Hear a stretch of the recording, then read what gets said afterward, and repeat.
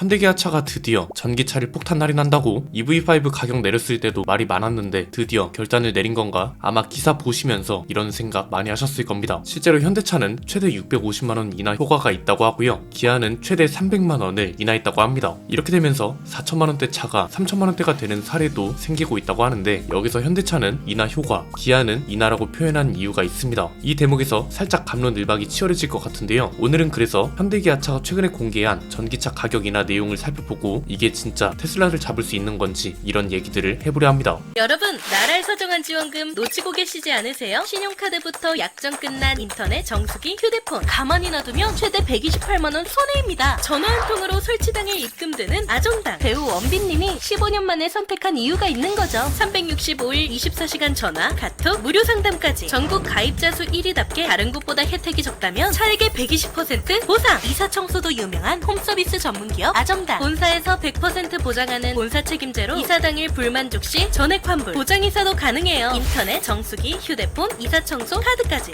정당하게 받자 아정당.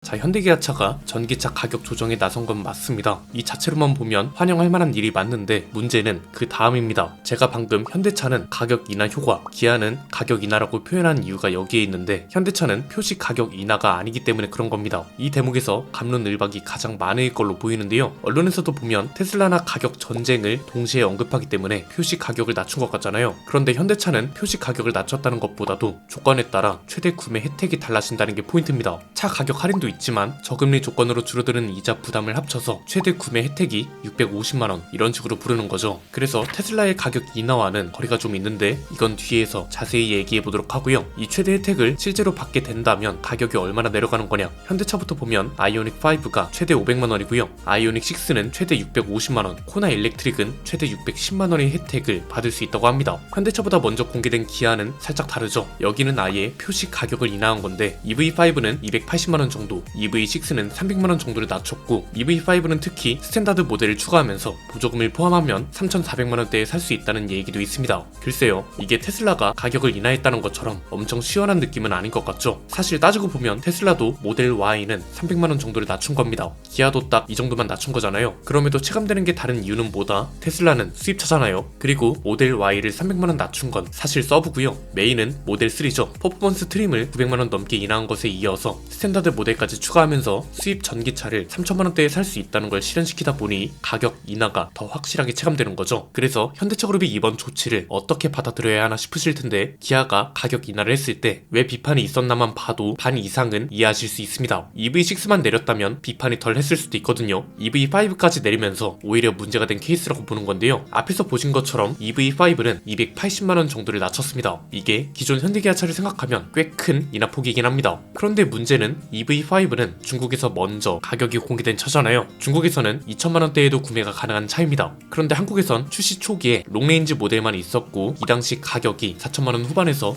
5천만원대로 책정이 됐습니다. 이렇다 보니 국내 소비자들은 뭐야, 중국에서 2천만원대라고 그렇게 시끄럽더니 한국에선 거의 5천? 이게 맞아? 이렇게 된 거고요. 뒤늦게 스탠다드 모델을 추가해서 실구매 가격을 3천 중반까지 떨어뜨렸지만 그럼에도 중국에선 2천만원대라던데 3천만원대가 저렴하다고 말할 수 있는 건가? 이렇게 이어지는 거죠. 만약 같은 가격이라도 한국에 먼저 출시가 됐었다면 여론이 이 정도로 갈리지는 않았을 겁니다. 그런데 중국에서 먼저 공개가 됐고 2천만원대 기사도 대대적으로 나오면서 한국 가격이 당연히 더 비싸게 느껴지는 거죠. 실제 숫자 자체도 그렇고요. 그럼 이번에 공개된 현대차의 전기차 가격 조정이 실제로 효과를 볼 수는 있는 거냐? 이게 또 중요할 거잖아요. 원래대로면 어떤 효과가 있어야 하나요? 가격을 줄줄이 인하하면서 판매량을 회복하고 테슬라와 판매량 경쟁을 하면서 점유율도 늘려가고 가격은 보조금 영향권을 서서히 벗어나면서 자체적인 가격 경쟁력을 완전하게 갖추는 거였습니다. 그런데 이번엔 아쉽게도 표시 가격 자체를 파격적으로 내린 게 아니고 금리 조건 같은 걸 따져가면서 최대 혜택에 맞춰야 하는 상황이다 보니 아쉽게 느껴질 수밖에 없는 거죠. 그래서 이것도 비판의 목소리가 없진 않을 것 같은데요. 물론 최대 혜택을 모두 받는다면 폭탄 할인이라고 부를만 합니다. 최대 650만원이면 가격 숫자만 놓고 봤을 때 테슬라가 모델3 퍼포먼스를 900만원 내린 거랑 느낌 자체는 비슷하잖아요. 자, 우리가 여기서 짚어야 할 게 있습니다. 가끔 댓글에서 이런 말하는 분들이 많더라고요.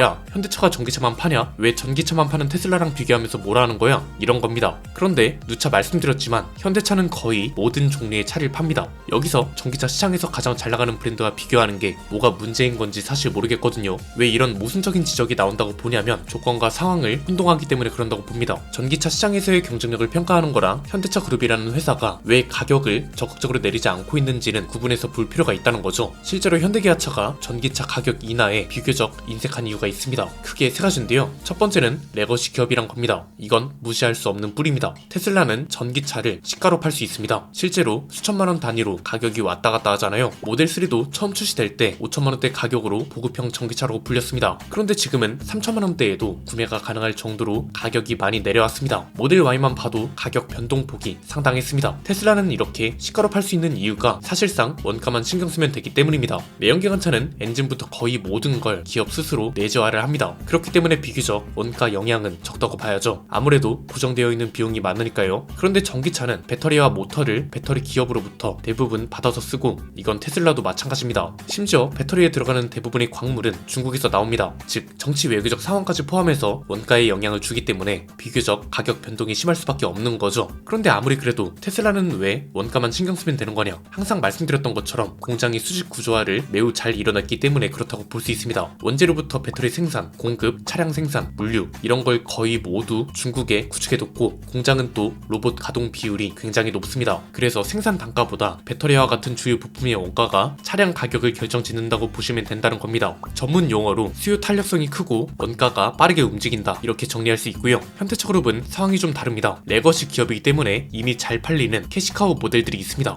내연기관차와 하이브리드 차 판매량이 절대적으로 많은 게 사실이잖아요. 그렇기 때문에 지금은 전기차 가격 인하의 필요성을 기업이 절실하게 못 느끼고 있을 수 있다는 겁니다. 전기차를 무조건 비싸게 팔아야지 이게 아니라 지금 굳이 전기차 가격을 내릴 필요가 있나 여기에 가까울 가능성이 크다는 거죠. 그래서 아예 표시 가격을 내리기보다 금융이나 조건부 할인을 중심으로 조정하면서 시간을 벌고 있다고 볼 수 있는 겁니다. 사실 최근에 발표된 가격 조정도 테슬라가 아니었다면 했을까 싶기도 합니다. 판매량도 그렇지만 항상 여론이 중요하다고 말씀드렸잖아요. 테슬라가 가격을 인하하면서 현대기아 전기차에 대한 가격 비판 여론이 워낙 늘어난 것도 사실이기 때문에 판매량 급증보다도 여론을 달래기 위한 조치가 아니었나 싶은 생각도 드는 거죠. 물론 이게 여론을 완전히 달랠 수 있나 싶긴 하지만 현상을 놓고 보면 그렇게 해석할 수 있다는 거고요. 두 번째는 전기차가 시가로 판매되는 게 정답인지 아닌지 지금은 아무도 모른다는 게 큽니다. 사실 이게 어떻게 보면 가격 관련 논란을 관통한다고 보는데요. 테슬라는 앞에서 말씀드린 대로 시가로 팝니다. 그리고 테슬라가 시가로 팔 수 있는 이유와 조건도 모두 설명해 드렸잖아요. 그런데 그렇다고 해서 이게 정답인지는 아무도 모른다는 거죠. 왜냐면 레거시 기업들은 테슬라처럼 모든 공정을 수직 구조화 해두지 않은 경우가 대부분입니다. 아직은 돈을 버는 구간이 하이브리드와 내연기관차가 더 크기 때문에 이걸 적극적으로 바꿔야 하는 상황도 아닌 겁니다. 생산 배분도 테슬라와는 구조 자체가 다릅니다. 전기차는 배터리 조달부터 공급 라인, 새로운 부품과 공급망 이런 게 모두 얽혀 있습니다. 그렇기 때문에 가격을 확 내린다 해서 이걸 곧바로 공급으로 받쳐주는 게 상대적으로 어렵습니다. 공급이 수요를 못 따라가면 장기간 대기로 이어지고 이게 불만으로 바뀌게 되니까요. 테슬라는 전기차임에도 대량 생산이 가능하기 때문에 수월하게 조절을 하는 거죠. 반면 내연기관차나 하이브리드 차는 대부분 자국이나 공장 주변의 협력 업체와 연계되어 있고 이미 내재화된 게 많기 때문에 공급량 조절도 비교적 수월합니다. 그래서 레거시 기업 입장에선 지금 당장 전기차를 위한 구조를 만들지 않아도 설령 전기차 판매량이 늘어난다 해도 이미 뿌리 깊게 박혀있는 구조를 바꿀 수 있나 바꿀 필요는 있나 이렇게도 생각해 볼 수 있다는 겁니다. 세 번째는 그래서 테슬라는 가격 규칙이 어느 정도 정해져 있는데 현대기아차는 아직 어떻게 될지 모른다는 거죠. 한국 전기차 보급이 본격적으로 늘어나기 시작한 이후에 현대기아차가 이렇게 가격 관련 조정을 대대적으로 한 건 사실상 처음입니다. 즉 두 가지 조건이 있어야 현대기아 전기차의 가격 규칙을 알 수 있게 된 거란 건데요. 하나는 지금과 같은 가격 조정이나 아예 표시 가격을 내리는 조치가 3번 정도는 있어야 현대기아차도 표시 가격을 내리는구나 아니면 현대기아 전기차는 금융 혜택을 노리는 게 합리적이구나 이런 규칙이 생긴다는 거고요. 다른 하나는 판매량 비율입니다.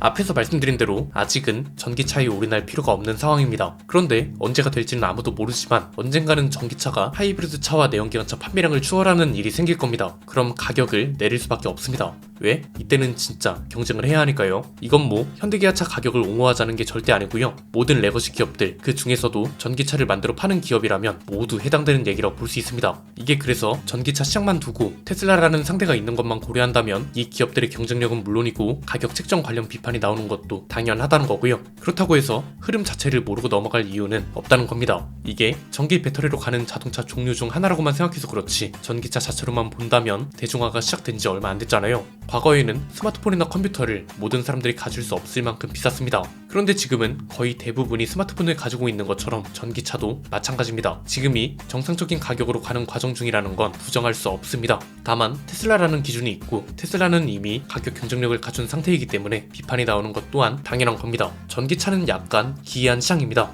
이미 경쟁력을 갖춘 곳과 정상화로 가는 과정에 놓인 기업이 동시에 존재하는 상태이기 때문에 결과가 갈라질 수밖에 없다고 보고요. 그래서 그냥 개인적으로는 최근에 나온 가격 인하나 최대 혜택 같은 걸 큰 의미를 두고 볼 필요가 있나 싶습니다. 어차피 소비자들이 이 정도로 움직이지도 않고 테슬라와는 전혀 다른 조치라는 것도 당연히 압니다. 그래서 더 중요한 건 앞으로 나올 신차들, 연식 변경이나 페이스리프트, 풀체인지 이런 차들의 가격이 어떻게 나오는지를 유심히 볼 필요가 있어 보입니다. 만약 이 차들도 가격이 수백만 원씩 올라간다면 당분간은 가격을 재정렬할 생각이 없다고 보는 게 맞지 않을까 싶네요. 여러분 생각은 어떠신가요? 댓글로 자유롭게 의견 나눠주시면 감사드리겠습니다. 오늘 내용은 여기까지입니다. 내용이 유익하셨다면 구독과 좋아요, 알림 설정 부탁드립니다. 지금까지 저는 안피디였습니다. 감사합니다.